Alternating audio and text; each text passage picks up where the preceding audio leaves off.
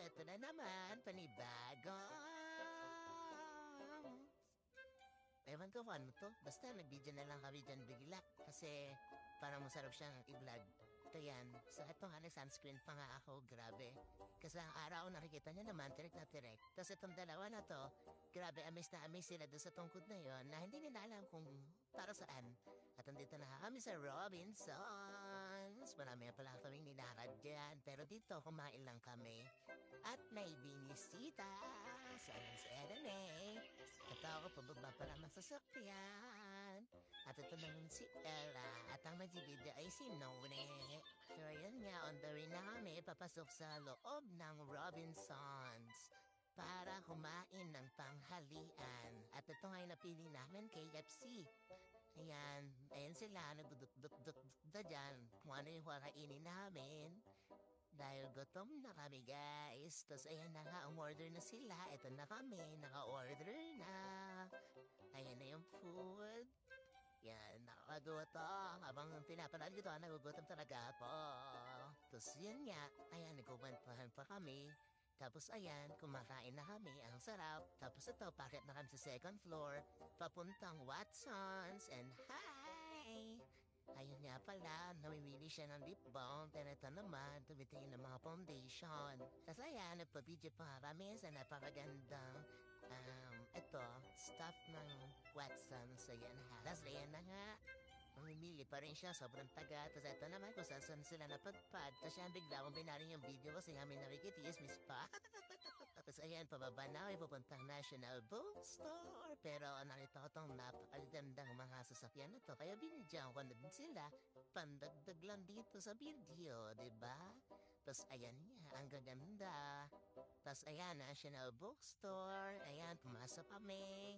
Ayan si Ermaine, namimili ng kanyang gamit daw sa school. And ayan, galit na siya.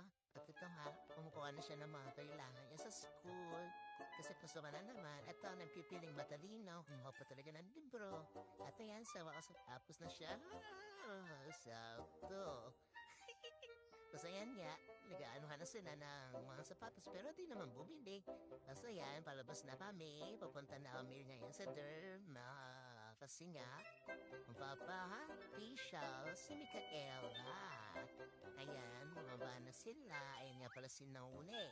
Ayan na naman si Erwin. Ayan, papasok na kami dito kay Aliza Dermatology. Gist. So ayan na nga, eto na nga po yung magpapafacial. Ayan, dito kami nga pala yung mga tambay lang dito. At ayan, nakatulog na nga sobrang tagal. Ayan, sobrang init na kami. At sa wakas, natapos din siya. At ayan na nga, magbabayad na nga po si Madam Micaela. At ito, pupunta kami sa kung saan. Actually, naikot na nga namin yung gapan eh. At ayan na naman kami, oh. Diba?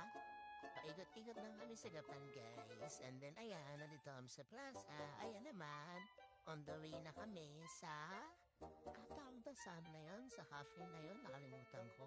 Mamaya malalaman natin kung ano pangalan ng cafe na yun. Pero eto, tingnan niya naman yung view. Sobrang ganda. Wow! So, dito kami sa bypass. Tapos ito, nakarating na kami. Tapos pendex ko lang ito sa sakyan ni Ate Vicar. Tapos andito na pala kami. Ayun, Box Cafe pala ang tawag doon sa cafe na pinuntahan namin. Ayan, masarap nga pala dito, guys. Tapos, ayan, konting-konting montage lang para, ayan, makita yung place na to. Ayan. So, maganda siya dito, lalo siguro pag gabi.